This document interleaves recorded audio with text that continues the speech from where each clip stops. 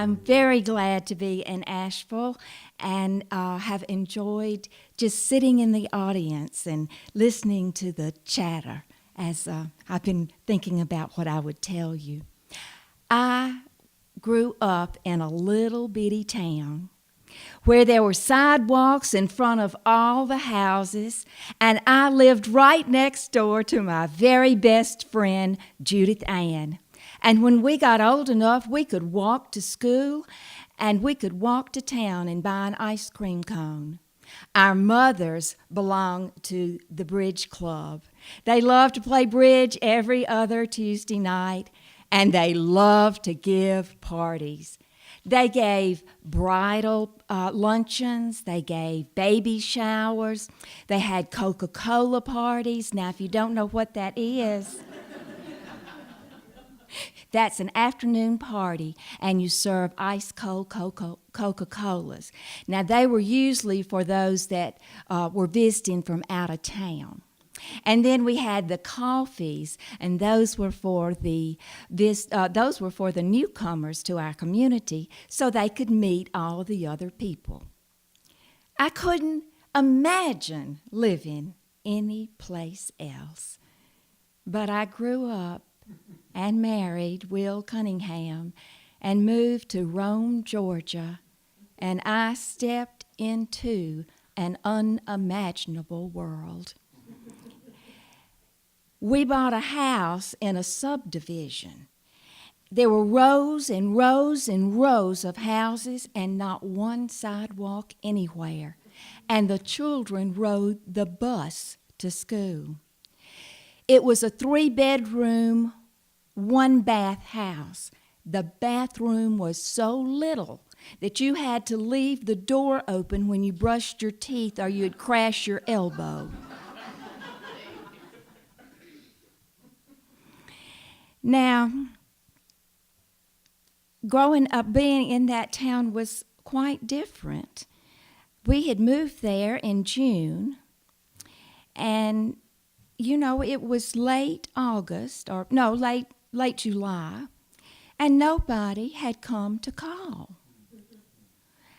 And I decided, except I forgot the Baptist had come. They showed up on my doorstep one afternoon with 6 bottles of Coca-Cola in a carton. And I invited them in, and I fixed them a Coke. And we were sitting chatting, and all of a sudden, the lady looked at me, it was a man and a lady, and said, "Mrs. Cunningham, are you saved?"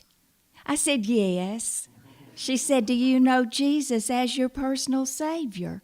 I said, "Yes." She said, I said, "Listen, I walked the aisle for the Lord. I gave my heart to Jesus, and I was immersed in the baptistry at the First Baptist Church in Aberdeen, Mississippi." Well, then the gentleman began. "Is your husband saved?" "Yes." "Does he have a personal relationship with Jesus?" "I think so." "Listen, he's a cradle Episcopalian, and he was baptized as a baby, and he was confirmed at 12 years old in the Church of the Ascension in Brooksville, Mississippi." And those two people looked at each other. Their eyes were big. The man's hand went right down on my arm and said, "Mrs. Cunningham, we will pray for you and your husband that you will not burn in eternal hell." And then they left my house like it was on fire. Well, I can tell you, I didn't think it was being from Mississippi that bothered him so much. I think it was the cradle Episcopalian. Still, nobody from the neighborhood had been to call, and I remembered my mother-in-law's advice. She said, "Now, Jane, if you go to Rome and there are no parties given for you, you give your own party." Well, I could do that. I'd just gotten married. I had beautiful gifts. And so I started planning my party. I knew of a lady that lived behind me. Her husband worked with my husband. So I got her telephone number and I called her. Jeanette, this is Jane, and I want to give a coffee. Would you come? She said, I'd love to. Who's coming? I said, I don't know. I don't know anybody. Would you please help me with some people to invite? And she made me a list and put the telephone numbers right down by it. And of course, I went ahead and called. I didn't have time to do the invitations. And a lot of the ladies said, well, what's a coffee? And I kind of explained that we were just getting together to talk and have a cup of coffee. The last phone call that I made, the lady said, what in the world's a coffee? I said, well, we're just going to get together. It's just going to be the people from the neighborhood. We'll just talk and have some coffee and cake. What you selling, Tupperware, jewelry? I said, no, ma'am, I'm not selling anything. We just need to visit. She said, you're going to have food and I don't have to buy anything? I'll be there. Now, I did a lot of planning and looking at my dishes, and finally I called my friend Mary Hudson. I said, I've got it all planned in my head. Will you come and help me? I had met her at a teacher's meeting. Help me serve the coffee, and she said she would. And I worked and worked, and when I got up on the morning of that party, my table was beautiful. I had a few flowers in a vase. I had my homemade pound cake that my mama taught me how to bake on a glass cake pedestal that Grace and Nappy Moore had given to me. I had a silver water pitcher that I put the water in. I had a crystal water pitcher that I put the orange juice in, and I had a little china coffee pot that matched my everyday china that my good friend Judith Ann had given me. Now, I had the napkins that were linen, and Granny Watson had embroidered them for me. Of course, she had. And then, and then I had salted, roasted pecans. I went to the bakery, Lillian's, and got some cheese straws and those pretty little mints that are all different colors. I was just pleased with this table, and my friend Mary Hudson came, and we were dressed in our dark cottons because it was late summer. Our guests began to arrive, and, well, they were still dressed as if it were high summertime, white pants. But that was okay, because I just wanted to meet these people. Mary helped. I introduced them to Mary as they came in, and they had their coffee. But, everybody was there but one person, and it was quiet. You could just kind of hear the click of the coffee cups on the saucers and a little bit of a... Then the doorbell rang, and I opened the door.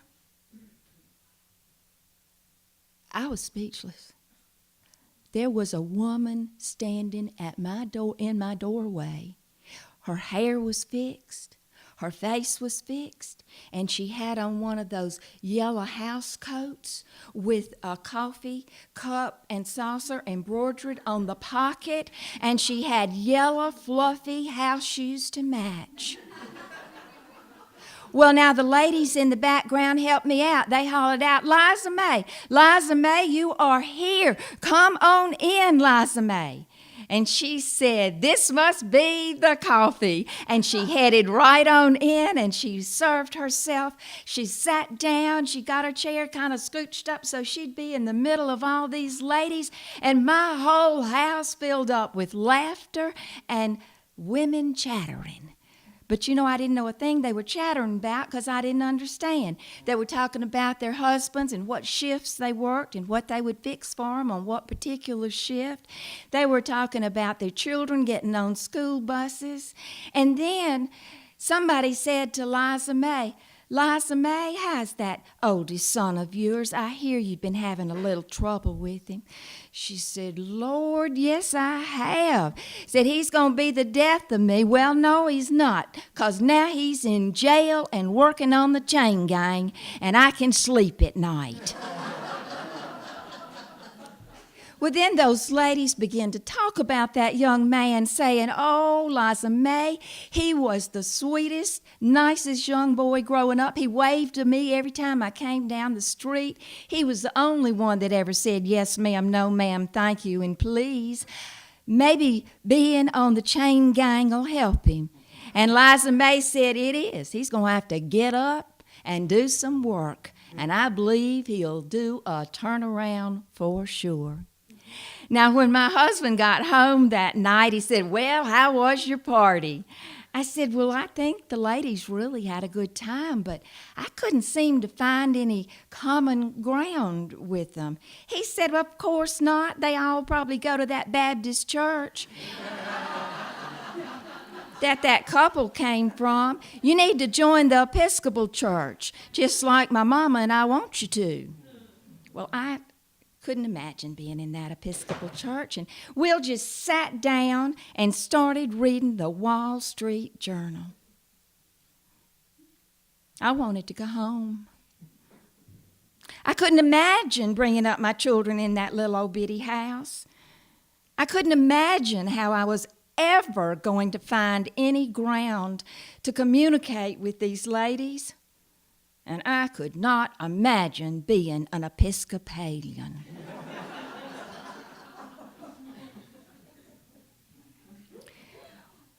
Well, you know, all of a sudden I stepped into the world of the unimaginable again.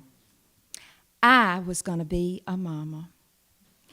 And I had joined the Episcopal Church with a happy heart. And my husband, Will, wanted to move closer to town where our child would go to school and where we went to church. You know, I'm here to tell you, I just can't imagine what my life would have been like if I hadn't stepped into those unimaginable worlds. Thank you.